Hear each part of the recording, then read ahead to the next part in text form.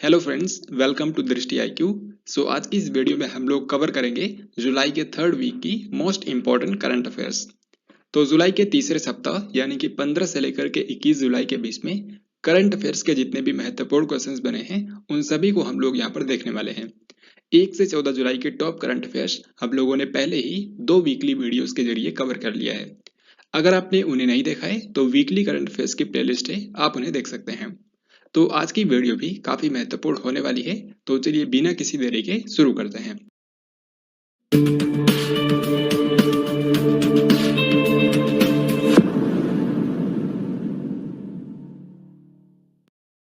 तो आज का सबसे पहला प्रश्न ये रहा, 21 जुलाई को भारत के 15वें राष्ट्रपति के रूप में किसे चुना गया है।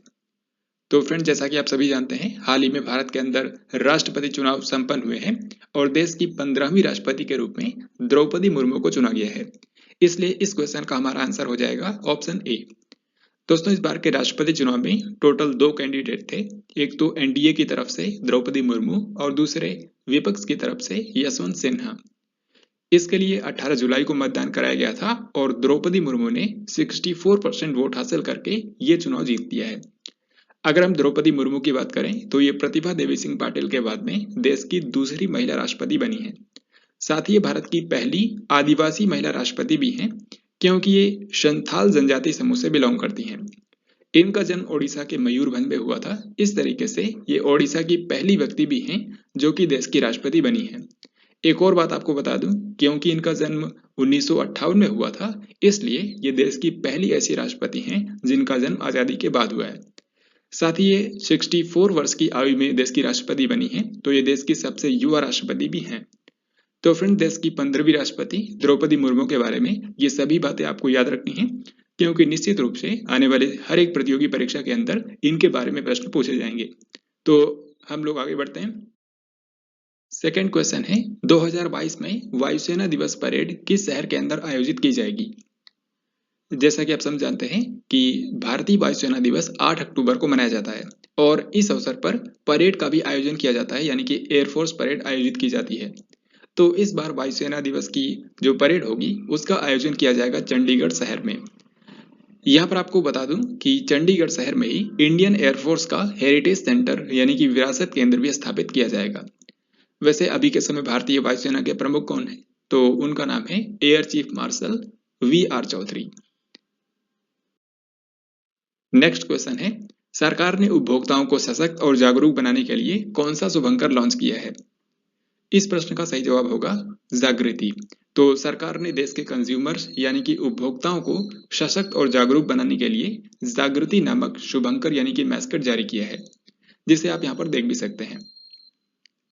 अगला सवाल है, केंद्र की नई शिक्षा नीति को प्री प्राइमरी स्तर पर लागू करने वाला देश का पहला राज्य कौन सा बन गया है। तो नई शिक्षा नीति को प्री प्राइमरी लेवल पर लागू करने वाला जो देश का पहला राज्य बना है वो है उत्तराखंड, क्योंकि हाल ही में मुख्यमंत्री पुष्कर सिंह धामी ने बाल वाटिकाओं का उद्घाटन करके राज्य में नई शिक्षा नीति का औपचारिक तरीके से शुभारंभ कर दिया है। हालांकि अभी के लिए पहले चरण में 20,000 आंगनबाड़ी केंद्रों में से 5,000 केंद्रों में ही बाल वाटिकाएं जो कक्षाएं हैं वो संचालित की जा रही हैं। जो देश की न्यू एजुकेशन पॉलिसी है ये 2020 में आई थी, जो कि के कस्तूरी रंगन समिति की रिपोर्ट पर आधारित थी। तो इतनी बातें आपको याद रखनी है। ये क्वेश्चन मोस्ट इंपॉर्टेंट है। आपको यहाँ पर बताना है कि ग्लोबल जेंडर गैप इंडेक्स 2022 में भारत की रैंक क्या है। देखिए, ग्लोबल जेंडर गैप इंडेक्स जो है इसी को हिंदी में वैश्विक लैंगिक अंतराल सूचकांक भी कहा जाता है। इस इंडेक्स से हमें पता चलता है कि किस देश में महिलाओं और पुरुषों के बीच में कितना गैप है। यहाँ पर आप देख सकते हैं, इस इंडेक्स को विश्व आर्थिक मंच यानी कि वर्ल्ड इकोनॉमिक फोरम ने जारी किया है, जिसका मुख्यालय जेनेवा में स्थित है। इस इंडेक्स के मुताबिक एक बार फिर से दुनिया का मोस्ट जेंडर इक्वल कंट्री बन गया है आइसलैंड। इसका मतलब यह है कि आइसलैंड में महिलाओं और पुरुषों के बीच में असमानता सबसे कम है। वहीं जिस देश में महिला और पुरुषों के बीच में असमानता सबसे ज्यादा है ये देश है अफगानिस्तान, क्योंकि यहाँ पर इस रिपोर्ट में इसको सबसे आखिरी स्थान पर रखा गया है। अब अगर हम भारत की बात करें तो भारत को कुल 146 देशों की इस सूची में 135वें स्थान पर रखा गया है। हालांकि आपको बता दूं, पिछले साल भारत 140वें स्थान पर था, तो यहाँ पर भारत ने 5 पायदान की ग्रोथ की है। तो अब हम क्वेश्चन पर वापस लौटते हैं। यहाँ पर पूछा गया था कि भारत की रैंक क्या है। तो आप इसको इजीली कर सकते हैं। भारत की रैंक है 135, यानी कि ऑप्शन नंबर बी करेक्ट होगा। अगला प्रश्न है, हाल ही में किस देश ने मारबर्ग वायरस रोग के पहले संदिग्ध मामलों की रिपोर्ट दी है। सबसे पहले मारबर्ग वायरस डिसीज के बारे में आपको बता दूं, ये एक संक्रामक रोग है जो कि चमगादड़ों के माध्यम से इंसानों में फैलता है। और अगर कोई व्यक्ति एक बार संक्रमित हो जाता है तो फिर दूसरे व्यक्ति को भी इससे हो सकता है। वैसे तो इसके मामले पहले भी कई सारे देशों में आ चुके हैं, जैसे कि केन्या, दक्षिण अफ्रीका, अंगोला इत्यादि। लेकिन हाल ही में अफ्रीकी देश घाना में पहली बार इसके मामले सामने आए हैं, जिसकी जानकारी WHO ने दी है। सो इस क्वेश्चन का आंसर होगा ऑप्शन बी, यानी कि Ghana. The McMahon line a century of discord नामक पुस्तक किसने लिखी है। इस बुक को लिखा है भारत के पूर्व थल सेना अध्यक्ष जे सिंह ने, यानी कि जोगिंदर जसवंत सिंह ने। तो इस प्रश्न का सही आंसर हो जाएगा ऑप्शन नंबर डी। जैसा कि आप जानते हैं, मैकमोहन लाइन जो है ये भारत और चीन के बीच में है। तो ये जो बुक है ये भारत और चीन के सीमा विवादों के ऊपर लिखी गई है। वैसे एक बात आपको बता दूं कि जो जे सिंह हैं, भारत के पूर्व थल सेना अध्यक्ष, ये अरुणाचल प्रदेश के पूर्व राज्यपाल भी रह चुके हैं। तो इन्होंने इस बुक को लिखा है the McMahon line a century of discord. DCGI यानी कि drug controller general of India ने किस संस्थान द्वारा विकसित सर्वाइकल कैंसर के खिलाफ भारत के पहले QHPV वैक्सीन को मंजूरी दी है। सर्वाइकल कैंसर जो बीमारी है ये भारत में 15 से लेकर के 44 साल तक की जो महिलाएं हैं उनमें दूसरा सबसे ज्यादा होने वाला कैंसर है। तो हाल ही में भारत के drug controller general of India ने इसके खिलाफ भारत के पहले QHPV वैक्सीन को मंजूरी दी है। यहाँ पर QHPV का मतलब है क्वाड्रीवैलेंट ह्यूमन पैपिलोमा वायरस वैक्सीन। इस वैक्सीन को सीरम इंस्टीट्यूट ऑफ इंडिया ने विकसित किया है, जो कि आप सभी जानते हैं कि पुणे शहर के अंदर स्थित है। आपको पता होगा कि इसी इंस्टीट्यूट ने कोविड-19 के खिलाफ कोविशील्ड वैक्सीन को भी मैन्युफैक्चर किया था। तो इतनी बातें आपको याद रखनी है। अब हम लोग अगला सवाल देखते हैं।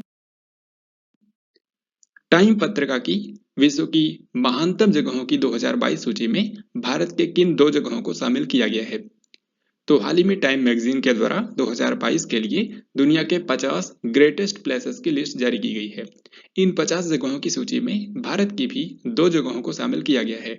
इनमें से एक है केरल राज्य और दूसरा है गुजरात का शहर अहमदाबाद। तो इस प्रश्न का सही उत्तर हो जाएगा ऑप्शन नंबर डी।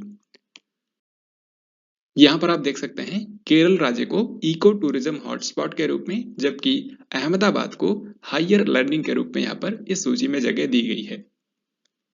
अगला प्रश्न है, हाल ही में पाकिस्तान ने किस देश के साथ में सी गार्डियंस 2 नामक समुद्री अभ्यास में भाग लिया। हाल ही में सी गार्डियंस 2 नामक समुद्री अभ्यास पाकिस्तान और चीन के बीच में हुआ है। किसके बीच में? पाकिस्तान और चीन के बीच में। इसलिए करेक्ट आंसर हो जाएगा ऑप्शन सी, यानी कि चीन। आपको बता दूं कि यह अभ्यास चीन के संघाई में आयोजित किया गया है। और अगर हम दोनों कंट्रीज के हेड की बात करें तो चीन के राष्ट्रपति हैं शी जिनपिंग और पाकिस्तान के नए प्रधानमंत्री बने हैं शाहबाज शरीफ। इससे पहले थे इमरान खान, लेकिन उनके बाद अब बन गए हैं शाहबाज शरीफ। वनडे क्रिकेट में सबसे तेज 150 विकेट लेने वाले भारतीय गेंदबाज कौन बन गए हैं। यानी कि आपको यहाँ पर बताना है भारत के उस क्रिकेटर का नाम जिसने सबसे कम पारियों में 150 एक दिवसीय विकेट लिए हैं। तो ये रिकॉर्ड बनाया है मोहम्मद शमी ने। इन्होंने हाल ही में इंग्लैंड के खिलाफ एक ODI मैच के दौरान ये उपलब्धि हासिल की है। आपको बता दो कि इन्होंने सिर्फ 80 मैचों में ही 150 विकेट पूरे किए हैं, जबकि इससे पहले ये रिकॉर्ड था अजीत अगरकर के नाम पर, क्योंकि उन्होंने 97 मैचों में ये उपलब्धि हासिल की थी। तो अब अजीत अगरकर का रिकॉर्ड तोड़ दिया है मोहम्मद शमी ने, क्योंकि इन्होंने सिर्फ 80 मैचों में ही 150 एक दिवसीय विकेट लिए हैं। हाल ही में किस राज्य के अंदर भारत के पहले मंकी पॉक्स रोगी की पुष्टि हुई है। तो जैसा कि हम सभी जानते हैं, मंकी पॉक्स बीमारी आज के समय दुनिया भर में तेजी से फैल रही है। हाल ही में भारत के अंदर भी इसका पहला मामला सामने आया है, क्योंकि केरल के कोल्लम में भारत के पहले मंकी पॉक्स रोगी की पुष्टि हुई है। इस तरीके से इस प्रश्न का सही उत्तर होगा option number B. Monkeypox बीमारी के बारे में विश्व स्वास्थ्य संगठन यानी कि WHO की जो लेटेस्ट अपडेट है वो ये है कि 23 जुलाई को WHO ने इसको वैश्विक स्वास्थ्य आपातकाल यानी कि ग्लोबल हेल्थ इमरजेंसी डिक्लेयर कर दिया है। 16 जुलाई को PM नरेंद्र मोदी ने बुंदेलखंड एक्सप्रेसवे का उद्घाटन किया। आपको बताना है कि इसकी लंबाई कितनी है। तो बुंदेलखंड एक्सप्रेसवे जो कि उत्तर प्रदेश के 7 जिलों से होकर के गुजरता है, इसकी कुल लंबाई है 296 किलोमीटर, जिसका उद्घाटन किया है प्रधानमंत्री नरेंद्र मोदी ने। यहाँ पर आप देख सकते हैं 16 जुलाई को पीएम नरेंद्र मोदी ने उत्तर प्रदेश के जालौन जिले से इसका उद्घाटन किया है। वैसे प्रधानमंत्री नरेंद्र मोदी ने ही फरवरी 2020 में इसकी आधारशिला रखी थी, तो लगभग 28 महीनों के अंदर ये एक्सप्रेसवे बनकर तैयार हुआ है। जैसा कि मैंने आपको बताया कि बुंदेलखंड एक्सप्रेसवे की टोटल लंबाई है 296 किलोमीटर, तो ये बात आपको ध्यान रखनी है। और ये जो एक्सप्रेसवे है ये 4 लेन वाला एक्सप्रेसवे है, हालांकि आगे चल करके इसको 6 लेन का भी बनाया जा सकता है। बुंदेलखंड एक्सप्रेसवे यूपी के टोटल 7 जिलों से होकर के गुजरता है। इसकी शुरुआत होती है चित्रकूट से, फिर ये बांदा, महोबा, हमीरपुर, जालौन, औरैया से गुजरते हुए इटावा में जाकर आगरा लखनऊ एक्सप्रेसवे से मिल जाता है। यहाँ पर आप इसको मैप में भी देख सकते हैं कि ये एक्सप्रेसवे चित्रकूट से शुरू होकर के इटावा तक जाता है।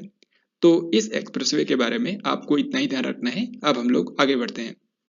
गुजरात में स्थित राष्ट्रीय रेल और परिवहन संस्थान यानी कि एनआरटीआई का नाम बदल करके क्या कर दिया गया है। तो यहाँ पर एनआरटीआई का मतलब है national rail and transport institute. दोस्तों ये जो संस्थान है ये गुजरात के वडोदरा में स्थित है। हाल ही में चर्चा में इसलिए है क्योंकि पहली बात ये, अब इसको एक केंद्रीय विश्वविद्यालय के रूप में अपग्रेड कर दिया गया है, यानी कि अब ये एक सेंट्रल यूनिवर्सिटी बन गई है। दूसरी बात ये कि अब इसे गति शक्ति विश्वविद्यालय के नाम से जाना जाएगा। तो गुजरात में स्थित राष्ट्रीय रेल और परिवहन संस्थान का नाम बदलकर गति शक्ति विश्वविद्यालय कर दिया गया है, यानी कि यहाँ पर ऑप्शन नंबर ए सही होगा।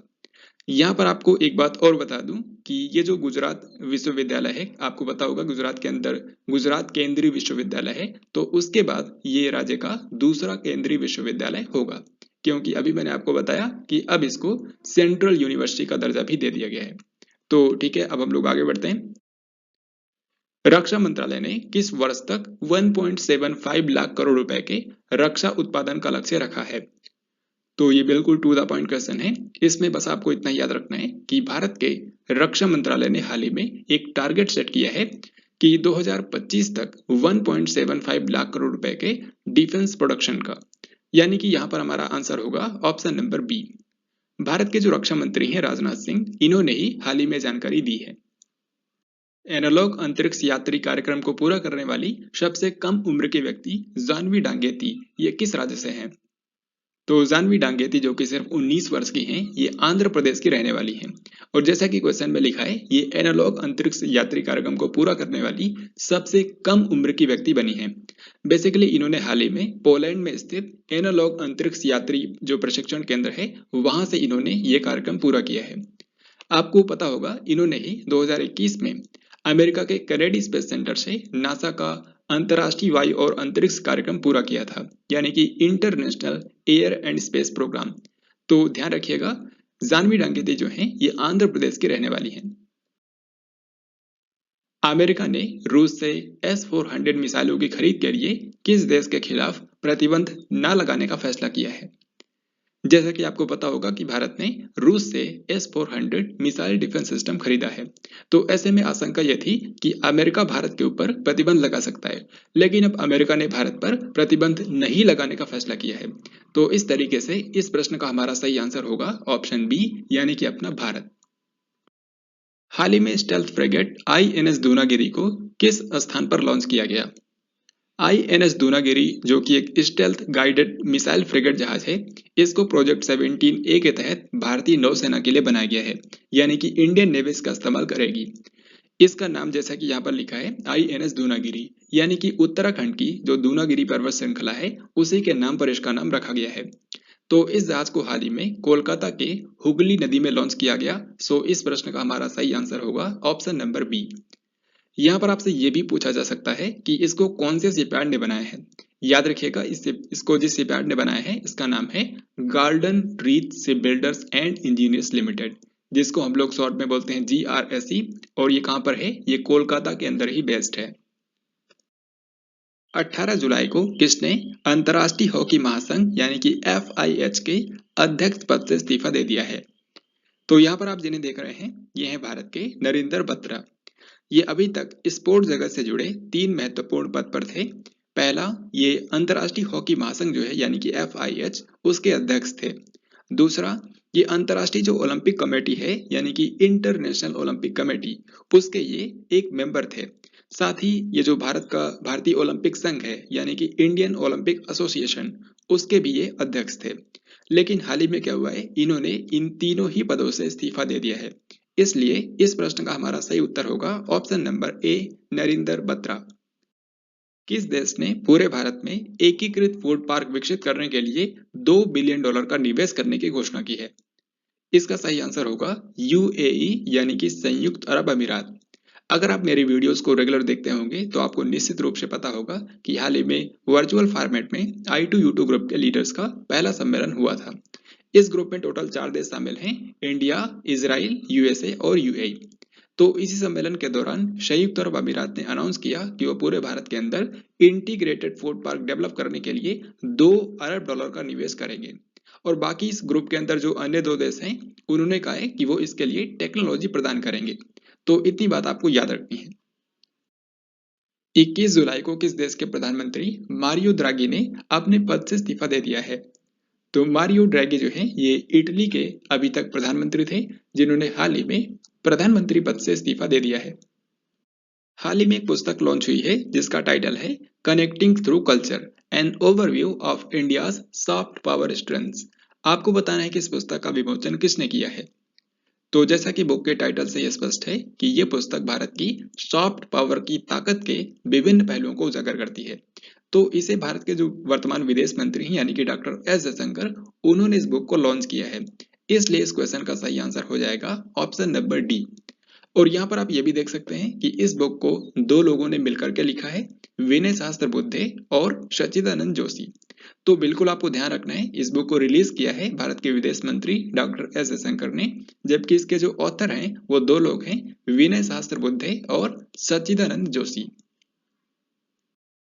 NIRF इंडिया रैंकिंग 2022 की समग्र श्रेणी में किस संस्थान ने शीर्ष स्थान हासिल किया है? NIRF का मतलब है नेशनल इंस्टीट्यूशनल रैंकिंग फ्रेमवर्क। इसको 2015 में लॉन्च किया गया था और इसी के तहत हर साल देश भर के जो उच्च शिक्षण संस्थान हैं उनकी रैंकिंग निकाली जाती है। तो इस बार राष्ट्रीय संस्थागत रैंकिंग फ्रेमवर्क के तहत 15 जुलाई को भारत के जो शिक्षा मंत्री हैं यानी कि धर्मेंद्र प्रधान उन्होंने 2022 की इंडिया रैंकिंग जारी की है, जो कि इसका 7वां संस्करण है। इसका 7th एडिशन जारी हुआ है और पहला एडिशन जो है वो 2016 में जारी हुआ था। इस बार ये जो रैंकिंग है ये टोटल 11 कैटेगरी में जारी हुई है, जिनमें से एक ओवरऑल कैटेगरी भी है। तो ओवरऑल भारत का जो सबसे बेस्ट संस्थान है इसका नाम है IIT मद्रास, यानी कि ऑप्शन नंबर सी करेक्ट हो जाएगा, IIT मद्रास। बाकी अन्य क्षेत्रों में जो भारत के सबसे बेस्ट संस्थान हैं उनके नाम यहाँ पर आप देख सकते हैं, मैंने सभी को लिख दिया है। जैसे कि IIT मद्रास ही इंजीनियरिंग के लिए भी भारत का सर्वश्रेष्ठ संस्थान है। तो IIT मद्रास ने 2 कैटेगरी में टॉप किया है, एक तो ओवरऑल कैटेगरी और दूसरा इंजीनियरिंग कॉलेजेस की कैटेगरी। फिर Indian institute of science Bengaluru जो है वो देश की सर्वश्रेष्ठ यूनिवर्सिटी और देश का सर्वश्रेष्ठ रिसर्च इंस्टीट्यूट भी है। इसी तरीके से IIM अहमदाबाद जो है ये देश का सर्वश्रेष्ठ प्रबंधन संस्थान है, यानी कि मैनेजमेंट के लिए भारत का सबसे बेस्ट इंस्टीट्यूट है IIM अहमदाबाद। एम्स दिल्ली आपको पता है भारत का सर्वश्रेष्ठ मेडिकल कॉलेज है। तो इस तरीके से इन सभी के बारे में आपको ध्यान रखना है। अब हम लोग आगे बढ़ते हैं। क्रिकेट इतिहास में लगातार 13 T20 अंतर्राष्ट्रीय मैच जीतने वाले पहले कप्तान कौन बने हैं? इसका सही आंसर है रोहित शर्मा। तो भारतीय क्रिकेट टीम के कप्तान रोहित शर्मा विश्व के पहले ऐसे कप्तान हैं जिन्होंने लगातार 13 T20 अंतर्राष्ट्रीय मैच जीत लिए हैं। हाल ही में कई देशों के साथ में भारत के T20 मैच हुए जिनको भारत ने जीत लिया, तो इसी के बाद रोहित शर्मा ने ये रिकॉर्ड बनाया है। RailTel corporation of India limited यानी कि RCIL के नए अध्यक्ष और प्रबंध निदेशक कौन बन गए हैं? RailTel corporation of India limited जो कि भारत का एक सार्वजनिक क्षेत्र का उद्यम है और ये भारत के रेलवे मंत्रालय के अधीन काम करता है। तो हाल ही में इसके नए अध्यक्ष और प्रबंध निदेशक यानी कि चेयरमैन और मैनेजिंग डायरेक्टर बन गए हैं संजय कुमार। वैसे रेलटेल का मुख्यालय कहां पर है? तो याद रखिएगा इसका मुख्यालय है गुरुग्राम, हरियाणा में। हाल ही में किस राज्य की सरकार ने अर्न विद लर्न योजना शुरू की है? अर्न विद लर्न योजना को शुरू किया है त्रिपुरा सरकार ने। इस योजना का मेन मकसद है कोविड-19 महामारी के दौरान जिन बच्चों ने स्कूल छोड़ दिया है उन्हें फिर से स्कूल में वापस लाना, क्योंकि कोरोना महामारी के दौरान 6 से लेकर के 14 साल के लगभग 8,000 छात्रों ने त्रिपुरा में स्कूलों को छोड़ दिया था। अब इसके लिए त्रिपुरा के जो सभी कॉलेजों के थर्ड ईयर के छात्र हैं उनके जरिए स्कूलों से ड्रॉप आउट हुए इन छात्रों का पहले तो पता लगाया जाएगा, और फिर उसके बाद अगर ये जो थर्ड ईयर के छात्र हैं अगर ये इन छात्रों को स्कूल में वापस लाकर उनका एनरोलमेंट कराते हैं तो प्रति एनरोलमेंट पर उनको 500 रुपए दिए जाएंगे। तो ये है त्रिपुरा सरकार की अर्न विद लर्न योजना। वैसे त्रिपुरा के जो मुख्यमंत्री हैं वो हाल ही में बने थे, उनका नाम है माणिक साहा, और यहाँ के राज्यपाल हैं सत्यदेव नारायण आर्य। विश्व खेल 2022 का आयोजन 7 से लेकर के 17 जुलाई तक किस शहर में किया गया? तो वर्ल्ड गेम्स 2022 जो है ये एक मल्टी स्पोर्ट इवेंट था जिसका आयोजन अमेरिका के बर्मिंघम शहर में किया गया। वैसे बर्मिंघम नाम का शहर ब्रिटेन में भी है, जहां पर आपको पता होगा इस बार की कॉमनवेल्थ गेम्स आयोजित होने वाले हैं। तो ध्यान रखिएगा, वर्ल्ड गेम्स 2022 का आयोजन अमेरिका के बर्मिंघम शहर में किया गया है। इस पूरे टूर्नामेंट में भारत को सिर्फ एक ही मेडल मिला है जो कि है ब्रॉन्ज मेडल, और ज्योति सुरेखा वेन्नम और अभिषेक वर्मा की जो जोड़ी है उसने तीरंदाजी के मिक्स्ड कंपाउंड इवेंट में ये मेडल जीता है, यानी कि ब्रॉन्ज मेडल। भारत की पहली एआई संचालित डिजिटल लोक अदालत किस राज्य में शुरू हुई है? लोक अदालत क्या होती है? तो लोक अदालत यानी कि पब्लिक कोर्ट, जिसमें आपको पता है लोगों के आपसी विवादों को सुलझाने का काम किया जाता है। तो अभी हाल ही में क्या हुआ है, राजस्थान राज्य में पहली बार आर्टिफिशियल इंटेलिजेंस संचालित डिजिटल लोक अदालत की शुरुआत हुई है। इसमें आधुनिक तकनीकी की हेल्प से मामलों का निपटान किया जाएगा। इससे जो दूर दराज के इलाकों में रहने वाले लोग हैं उनको भी जल्द से और आसान तरीके से न्याय मिल पाएगा। तो इस प्रश्न का हमारा सही आंसर हो जाएगा ऑप्शन नंबर सी, यानी कि राजस्थान। हाल ही में गूगल ने $700 मिलियन में भारती एयरटेल में कितने प्रतिशत हिस्सेदारी खरीदी है? जैसा कि आपको पता होगा गूगल कंपनी ने एयरटेल में $1 अरब का निवेश करने की अनाउंसमेंट की थी। तो उसी के तहत हाल ही में गूगल ने $700 मिलियन में भारतीय एयरटेल कंपनी में 1.2% की हिस्सेदारी खरीद ली है। इसलिए इस क्वेश्चन का हमारा सही आंसर होगा ऑप्शन ए। गूगल के जो सीईओ हैं वो भारतीय मूल के व्यक्ति हैं जिनका नाम है सुंदर पिचाई। वैसे ये गूगल की जो पेरेंट कंपनी है यानी कि अल्फाबेट उसके भी सीईओ हैं। एयरटेल के इस समय जो सीईओ हैं उनका नाम है गोपाल विट्ठल। खेती में नवीन प्रयोगों के लिए किस किसान को बाबू जगजीवन राम अभिनव किसान पुरस्कार से सम्मानित किया गया? इसका सही आंसर है ऑप्शन डी, यानी कि रविंद्र मेटकर। दोस्तों रविंद्र मेटकर जो हैं ये महाराष्ट्र के अमरावती जिले के किसान हैं। हाल ही में आपको पता होगा भारतीय कृषि अनुसंधान परिषद यानी कि Indian council of agriculture research यानी कि ICAR, इसका 94वां स्थापना दिवस मनाया गया था। तो उसी अवसर पर भारत के जो केंद्रीय कृषि मंत्री हैं यानी कि नरेंद्र सिंह तोमर, उनके द्वारा ये पुरस्कार इनको प्रदान किया गया, रविंद्र मेटकर को। इस पुरस्कार में 1 लाख रुपए की राशि दी जाती है, साथ ही में एक सर्टिफिकेट भी दिया जाता है। और जैसा कि यहाँ पर क्वेश्चन में ही लिखा है, इनको ये पुरस्कार क्यों मिला है? इनको ये पुरस्कार खेती में नए नए प्रयोगों के लिए दिया गया है। नवाचार सूचकांक 2021 जारी हो चुका है। तो आपको बताना है कि भारत नवाचार सूचकांक 2021 में प्रमुख राज्यों की श्रेणी में कौन सा राज्य शीर्ष पर है? भारत नवाचार सूचकांक यानी कि इंडिया इनोवेशन इंडेक्स नाम के मुताबिक ये जो इंडेक्स है ये हमको बताता है कि भारत का कौन सा राज्य इनोवेशन के मामले में कितना आगे है। तो हाल ही में नीति आयोग के जो उपाध्यक्ष हैं यानी कि सुमन बेरी, इन्होंने इंडिया इनोवेशन इंडेक्स का तीसरा संस्करण जारी किया है। तो पहली बात ये 2021 के लिए जारी हुआ है और ये इसका तीसरा संस्करण है। तो यहाँ पर आपको एक बात नोट करनी है कि इंडिया इनोवेशन इंडेक्स जो है ये नीति आयोग के द्वारा जारी किया जाता है, क्योंकि ऑलरेडी ये एग्जाम्स के अंदर पूछा जा चुका है। इसमें भारत के सभी राज्यों और केंद्र शासित प्रदेशों को 3 कैटेगरी में बांटा गया है, जिनमें प्रमुख राज्यों की श्रेणी में भारत का मोस्ट इनोवेटिव स्टेट है कर्नाटक। इसलिए इसका सही आंसर होगा ऑप्शन डी। तो एक एक करके हम लोग तीनों कैटेगरी देखते हैं। सबसे पहले है मेजर स्टेट्स की कैटेगरी, यानी कि भारत के जो 17 प्रमुख राज्य हैं उनमें यहाँ पर टॉप किया है कर्नाटक राज्य ने, यानी कि भारत का मोस्ट इनोवेटिव जो स्टेट है ये है कर्नाटक। और इसी में आप देख सकते हैं सबसे खराब प्रदर्शन रहा है बिहार राज्य का। इसके बाद पूर्वोत्तर और जो भारत के पहाड़ी राज्य हैं यानी कि नॉर्थ ईस्टर्न स्टेट्स और हिल स्टेट्स, उनमें बेस्ट यहाँ पर परफॉर्मेंस है मणिपुर राज्य की, यानी कि यहाँ पर मणिपुर राज्य ने टॉप किया है। इसके बाद तीसरी है यूनियन टेरिटरीज और सिटी स्टेट्स की कैटेगरी। यहाँ पर जो भारत का चंडीगढ़ यूनियन टेरिटरी है, इसने यहाँ पर टॉप किया है। तो इस इंडेक्स के बारे में आपको इतना ही ध्यान रखना है, तीनों ही कैटेगरी में जो बेस्ट हैं उनके नाम आपको याद रखने हैं। तो अब हम लोग अगला सवाल देखते हैं। 16 जुलाई को INS सिंधुध्वज पनडुब्बी को सेवा मुक्त कर दिया गया। इसे किस वर्ष कमीशन किया गया था? INS सिंधुध्वज जो है ये सिंधु घोष श्रेणी की एक पनडुब्बी थी, यानी कि सबमरीन थी, जिसको 1987 में भारतीय नौसेना में कमीशन किया गया था। तो आप देख सकते हैं 35 साल की देश की सेवा के बाद अब इसको 16 जुलाई को भारतीय नौसेना से सेवा मुक्त कर दिया गया है, यानी कि डीकमीशन कर दिया गया। उपराष्ट्रपति चुनाव 2022 के लिए विपक्ष का उम्मीदवार किसे चुना गया है? तो देश के अंदर राष्ट्रपति चुनाव के बाद अब उपराष्ट्रपति चुनाव भी होने वाले हैं, क्योंकि वर्तमान जो उपराष्ट्रपति हैं एम वेंकैया नायडू, उनका कार्यकाल 10 अगस्त को समाप्त हो जाएगा। इसलिए 6 अगस्त को ही उपराष्ट्रपति का चुनाव होगा, यानी कि इस दिन मतदान होगा। यहाँ पर आपको बता दूं कि उपराष्ट्रपति पद के लिए विपक्ष की जो उम्मीदवार हैं इनका नाम है मार्गरेट अल्वा।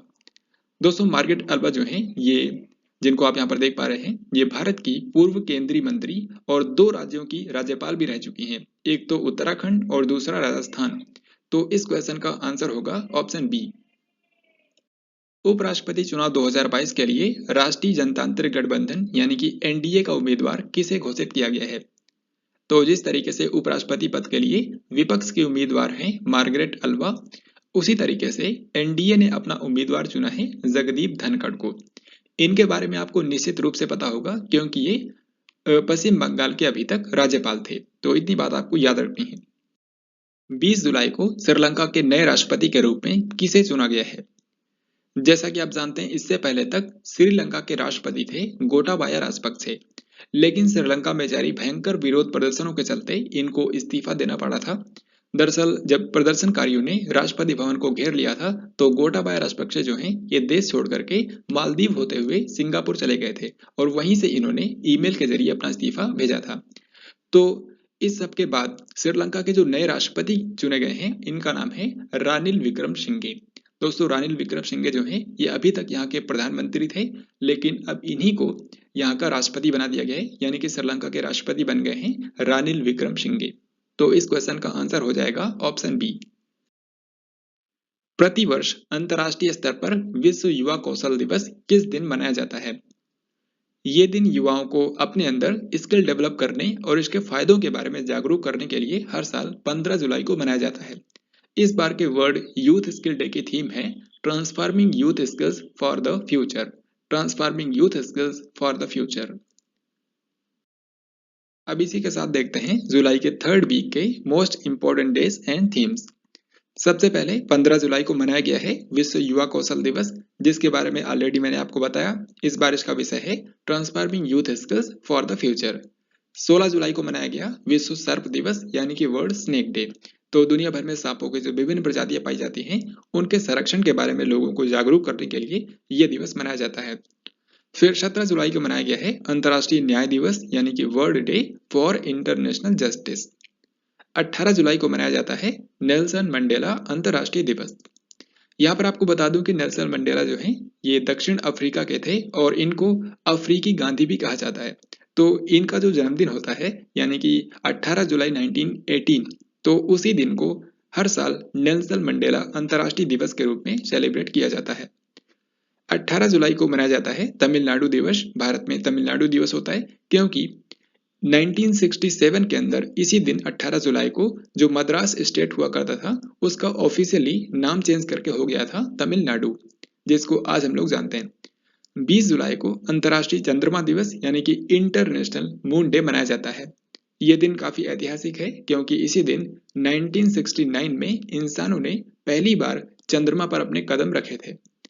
फिर 20 जुलाई को ही मनाया जाता है विश्व शतरंज दिवस। ये आपको ध्यान रखना है। भारत ने किस तारीख को 200 करोड़ कोविड रोधी टीके लगाने की ऐतिहासिक उपलब्धि हासिल की है? देखिए जैसा कि आप जानते हैं भारत में कोविड-19 के खिलाफ राष्ट्रव्यापी जो टीकाकरण अभियान शुरू किया गया था वो 16 जनवरी 2021 को शुरू किया गया था। यानी कि 16 जनवरी 2021 से ही भारत में कोविड-19 के खिलाफ वैक्सीन लगाई जा रही है। तो अभी क्या हुआ है, 17 जुलाई 2022 को भारत ने 200 करोड़ कोविड-19 की जो टीके हैं इसको लगाने की उपलब्धि हासिल की है। यानी कि 18 महीनों के अंदर ही भारत में कोविड-19 वैक्सीन की 200 करोड़ डोजेस लगा दी गई हैं। तो ये आपको ध्यान रखना है 17 जुलाई 2022। 18 से 20 जुलाई तक थल सेना प्रमुख जनरल मनोज पांडे किस देश की 3 दिवसीय यात्रा पर थे? इस क्वेश्चन का करेक्ट आंसर होगा ऑप्शन डी यानी कि बांग्लादेश। क्योंकि हाल ही में 18 से लेकर के 20 जुलाई तक भारत के जो थल सेना अध्यक्ष हैं यानी कि जनरल मनोज पांडे ये बांग्लादेश के 3 दिवसीय दौरे पर गए थे। साथ ही आपको यहाँ पर एक बात और बता दूं कि ये थल सेना प्रमुख बनने के बाद जनरल मनोज पांडे का पहला विदेश दौरा है। तो इसलिए भी ये काफी महत्वपूर्ण हो जाता है और जाहिर है कि इससे भारत और बांग्लादेश के जो रक्षा संबंध हैं वो काफी मजबूत होंगे। इंटरनेशनल क्रिकेट में सबसे तेज 10,000 रन बनाने वाले एशियाई खिलाड़ी कौन बन गए हैं? तो ये उपलब्धि हासिल की है बाबर आजम ने, जो कि पाकिस्तान के क्रिकेटर हैं। इन्होंने इंटरनेशनल क्रिकेट में केवल 228 पारियों के अंदर ही 10,000 रन कंप्लीट किए हैं। तो इस तरीके से एशिया के अंदर ये ऐसा करने वाले पहले खिलाड़ी हैं। साथ ही आपको बता दूं कि इस मामले में इन्होंने विराट कोहली का रिकॉर्ड तोड़ा है, क्योंकि विराट कोहली ने ये उपलब्धि 232 पारियों में हासिल की थी। तो अब बाबर आजम ने केवल 228 पारियों में ही 10,000 रन कंप्लीट किए हैं। इनमें से किस शहर को 2022 तेईस के लिए एससीओ की पहली सांस्कृतिक और पर्यटन राजधानी के रूप में चुना गया है? यहाँ पर एससीओ का फुल फॉर्म है शंघाई कोऑपरेशन ऑर्गेनाइजेशन यानी कि शंघाई सहयोग संगठन। इसमें टोटल भारत समेत 8 देश हैं। हालांकि आपको बता दूं कि इसी साल इसमें एक नया कंट्री जुड़ने वाला है जिसका नाम होगा ईरान। तो ईरान इसी साल जुड़ेगा। वैसे इसकी अनाउंसमेंट पिछले साल ही हो गई थी, लेकिन इस साल वो ऑफिशियली ज्वाइन होगा। तो हाल ही में क्या हुआ है, शंघाई सहयोग संगठन ने एक नई पहल शुरू की है जिसके तहत अब से हर साल बारी बारी से एससीओ के जो मेंबर कंट्रीज हैं इन्हीं में से किसी एक देश को चुना जाएगा और फिर वहां के किसी एक शहर को सांस्कृतिक और पर्यटन राजधानी के रूप में चुना जाएगा। इससे जो सदस्य देश हैं इनके बीच में पीपल टू पीपल कनेक्शन बढ़ेगा और पर्यटन को भी बढ़ावा मिलेगा।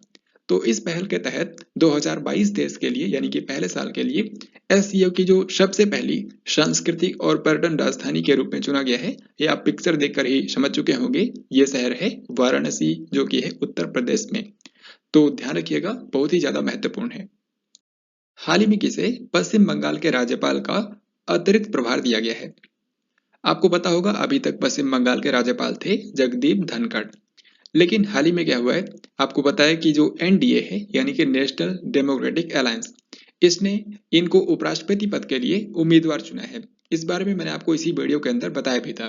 तो जगदीप धनखड़ के बाद पश्चिम बंगाल के राज्यपाल का अतिरिक्त प्रभार दे दिया गया है ला गणेशन को।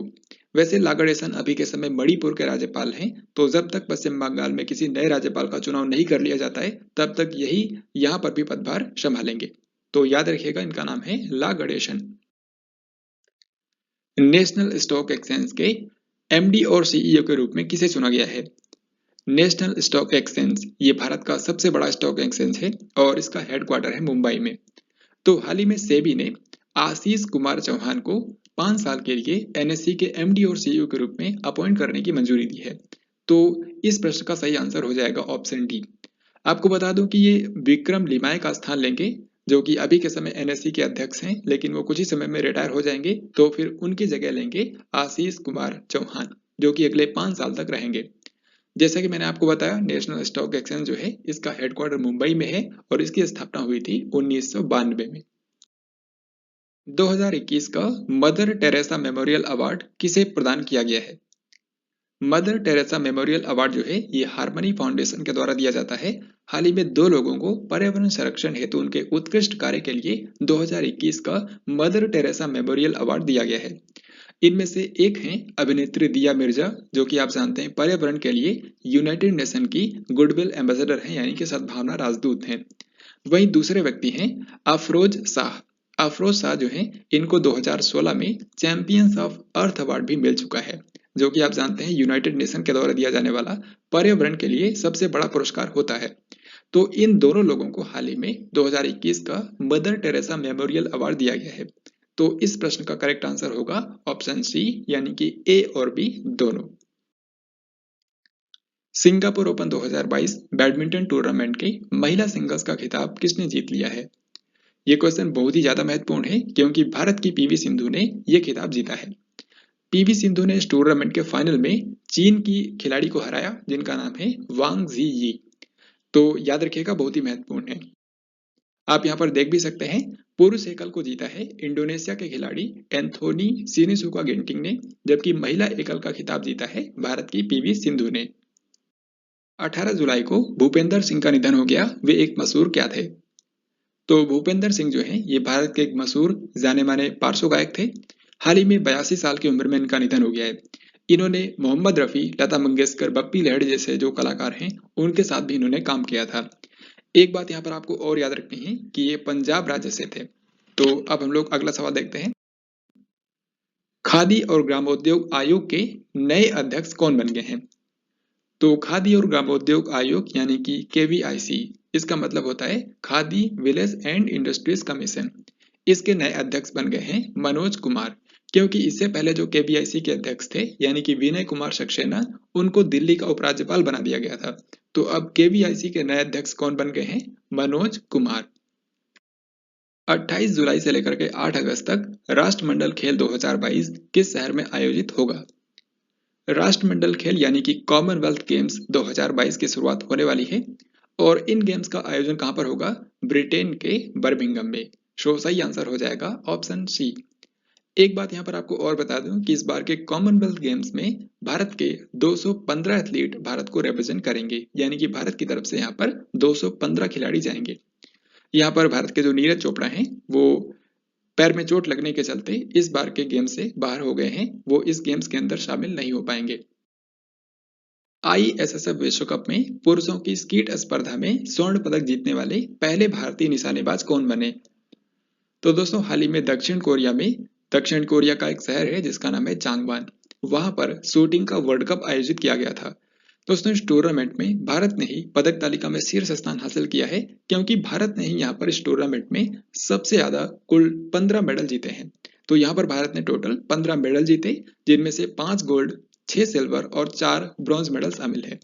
तो यहाँ पर भारत ने जो 5 गोल्ड मेडल जीते हैं, इन्हीं में से एक को जीता है मेराज अहमद खान ने। यहाँ पर इंपॉर्टेंट बात यह है कि मेराज अहमद खान जो है ये ISSF वर्ल्ड कप के अंदर स्कीट इवेंट जो होती है उसमें गोल्ड मेडल जीतने वाले पहले भारतीय शूटर बने हैं। तो इस प्रश्न का सही आंसर होगा ऑप्शन नंबर सी। हाल ही में लांसर फुटवियर ने किस क्रिकेटर को अपना ब्रांड एम्बेसडर बनाया है? तो लांसर कंपनी जो है ये दिल्ली में स्थित एक फुटवियर निर्माता कंपनी है। इसने हाल ही में क्रिकेटर शिखर धवन को अपना ब्रांड एम्बेसडर बनाया है। इस क्वेश्चन का आंसर होगा ऑप्शन सी। भारत का पहला राज्य कौन सा बन गया है जिसके पास अपनी इंटरनेट सेवा है? तो दोस्तों, भारत का पहला और एकमात्र राज्य जिसके पास अपनी खुद की इंटरनेट सर्विस है ये राज्य है केरल, क्योंकि केरल राज्य में सभी को इंटरनेट सर्विस प्रदान करने के लिए एक प्रोजेक्ट चलाया जा रहा है, जिस प्रोजेक्ट का नाम है केरल फाइबर ऑप्टिक नेटवर्क, यानी कि के फोन प्रोजेक्ट। आपको पता होगा कि केरल सरकार ने 2019 में इंटरनेट को मूल अधिकार घोषित किया था और उसी के बाद इस के फोन प्रोजेक्ट को शुरू किया गया था। इस के फोन प्रोजेक्ट में एक इंपॉर्टेंट बात यह भी है कि यहाँ पर कुछ लोगों को फ्री में भी इंटरनेट सर्विस प्रोवाइड की जाएगी, जैसे कि राज्य के जो BPL परिवार हैं। इसके अलावा 30,000 से भी ज्यादा सरकारी कार्यालयों में ये फ्री में इंटरनेट सर्विस प्रदान की जाएगी। तो भारत का पहला राज्य जिसके पास अपनी खुद की इंटरनेट सर्विस है ये राज्य है केरल। किस टीम के ऑलराउंडर क्रिकेटर बेन स्टोक्स ने वनडे क्रिकेट से संन्यास ले लिया है? तो बेन स्टोक्स जो कि इंग्लैंड टीम के ऑलराउंडर क्रिकेटर हैं, इन्होंने अब वनडे क्रिकेट से संन्यास ले लिया है। हाल ही में 19 जुलाई को इन्होंने साउथ अफ्रीका के खिलाफ अपना आखिरी वनडे मैच खेला था। यहाँ पर आपको बता दूं कि बेन स्टोक्स ने अब तक कुल 105 ODI मैच खेले हैं, जिसमें इन्होंने 2,876 रन बनाए हैं। तो फ्रेंड्स, ये था आज का आखिरी क्वेश्चन। आई होप आपको आज का ये वीडियो पसंद आया होगा। अब यहाँ पर आपसे मैं 2 क्वेश्चंस पूछूंगा जिनके राइट आंसर आपको कमेंट बॉक्स में लिखने हैं। पहला सवाल है, ग्लोबल जेंडर गैप इंडेक्स 2022 में किस देश ने प्रथम स्थान हासिल किया है?